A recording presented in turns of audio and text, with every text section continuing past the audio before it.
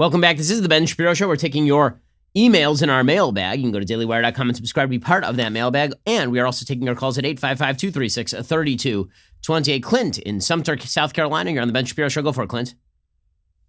Hey, how you doing, Ben? First, I'd like to humbly ask you to roll more of your R's during your commentary because it is really funny when you do it.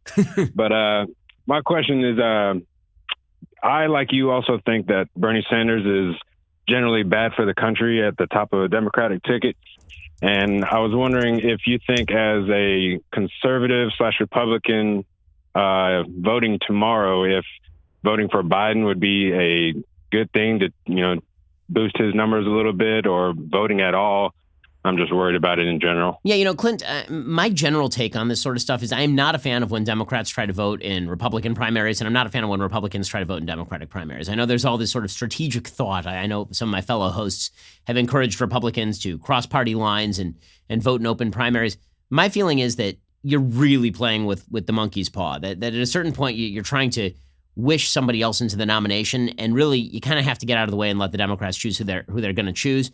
I could see a world in which you go and you cross party lines in order to vote for Biden, then Biden goes on and beats Trump, and then you regret it. Or you cross party lines in order to vote for Sanders because you think Sanders is more likely to lose to Trump, and then Sanders beats Trump, and then you feel bad about it. I just don't think that Republicans honestly should be deciding who the Democratic nominee is. I think Democrats should decide who the Democratic nominee is. I think open primary systems are idiotic. And so if I were you, I'd frankly stay out of it. Now, you're in South Carolina. What's your feel down there for how things are going? Well, similarly, I voted for Obama back in 2008, and obviously we see how that went. But, I feel like this election is just a little bit different considering who Bernie Sanders is and his ideologies. And obviously I don't want to make the same mistake again, but, like I said before, along with you, I think he's just a dangerous candidate for our country. I totally agree with you. I think he's a disaster. I just think that, again, better news for Republicans to stay out of business that is not ours, and it is not our job to pick the Democrats' nominee for them. Clint, really appreciate the call. Ezra in New York, you're on the Ben Shapiro Show. Go for it, Ezra. Hey, Ben. Thank you so much for taking my call. How Sure. are you doing today? Doing well. Go for it, sir. I was wondering, theoretically, what do you think would be a better system, an electoral college system or a popular vote? So I do like the Electoral College. The reason I like the Electoral College is specifically because the American system is a system that takes into account states. It takes into account localities. I think that the presidency, as it's becoming increasingly powerful, the Electoral College has become more and more of an issue and more powerful. I understand the case for a popular vote system. I really do. Every person's vote counting exactly the same. But the reality is that one of the questions is whether you believe that you would stay in a system where you are perennially doomed to lose. And if you are in a smaller state and you are never campaigned to because you live in a smaller state and everybody just hangs out all the time in Boston, New York, LA, and Chicago, then why would you consent to be ruled by a group of people far away from you who are being pandered to by politicians? The Electoral College at least makes Democrats and Republicans run a sort of national campaign and take into account interests that are not going to be represented popularly maybe as much as they should be in terms of what is necessary to keep a democracy going. In order for a democracy or a republic to continue, people who lose an election have to feel that the risks of breaking away are greater than the risks of staying. And if you are constantly losing elections because you're being ignored, I think that actually increases the risk that there's going to be more of this tribalism and polarization in American politics, Ezra. All right. Thank you so much. Have a good show. Really appreciate it. Brandon in Washington State, you're on the Ben Shapiro Show. Go for it, Brandon. Hey, thanks, Ben, for taking my call. Big fan. So my question's kind of about the Medicare for All system that the Democrats are pitching.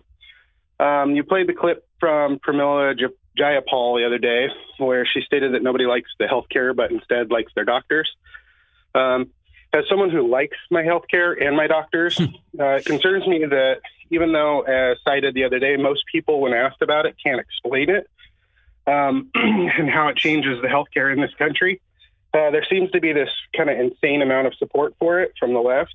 Do you think that this level of ignorance about the supposed number one thing of importance in this election is because so many people only seem to and are so used to getting their information from the news media, who, as we saw from the other day with the David Wright thing, obviously buries stories or Yep. the truth, Yep. and gives a biased and muted opinion of important issues? Or are we just so kind of numb to politics and the like that people don't want to bother to educate themselves anymore? I mean, I think most on people, even what they call the most important topic. Brandon, I think most people have not taken a serious amount of time to study politics. I mean, even top-rated shows, like the shows on Fox News, may have 3.5 million viewers a night in a country of 330 million people. I just don't think people pay attention all that much to this sort of stuff. And when they hear Medicare for all, what they think that means is a public option. They think that means, okay, I fall off of my medical insurance and now I will be able to opt into Medicare. They think that it means expansion of opportunities for people who are lower down on the economic scale. They don't understand that what it means is the abolition of private insurance. And when they are told that it means the abolition of private insurance, they are not for Medicare for all. This is the case that Pete Buttigieg has been making and Amy Klobuchar have been making. The possibility of a public option is a lot more popular than the mandate of a public mandate. Now, with that said, even once people understand what the public option is, it becomes a lot less popular. The idea that you are going to be subsidizing a standard of care that eventually is going to run private insurance out of the business and that is going to create an incentive for employers to toss out your private healthcare insurance and toss you onto Medicare anyway. Like that scares people. People do not want to lose their health insurance. They shouldn't want to lose their health insurance. But as far as people going along with the storyline, or are they just uneducated? I mean, the answer is some of both. If you're uneducated, you're more likely to go along with the storyline. If you don't know anything, it's much easier to buy into the line that's being sold to you by the media. Brandon, really appreciate the call. Trevor in Colorado, you're on the Ben Shapiro Show. Go for it, Trevor. Quick backstory. I'm a vet and deal with the VA on a regular basis. Last year, I felt a mass in my pec and wanted to schedule a cancer screening, but the soonest the VA could get me in was 2 months out. Seeing as every day counts with early detection, I found that unacceptable and started calling local scanning facilities. Once I found one that accepted males, I was able to pay out of pocket and get scanned the next day. My question is, do you see universal health care operating in a similar fashion as the current system for veterans today? 100%. And it's one of the reasons why I know there are people in Congress who have been stumping to allow veterans more options outside of the VA healthcare system. The VA healthcare system is good for what it's good for, namely like emergency care, and maybe for gradual upkeep. But for emergency situations where you have a situation like yours, for real disease situations, VA healthcare has been sadly lacking. Obviously, we've been seeing serious VA problems for years on end. Trevor, really thank you so much for what you do for the country. And obviously, I think your take on the VA is exactly right. And I'm glad to hear that you're doing better, sir. All righty. Well, tomorrow is the South Carolina primary. Joe Biden's last gasp or Joe Biden's big comeback. We are going to find out very shortly. This is The Ben Shapiro Show.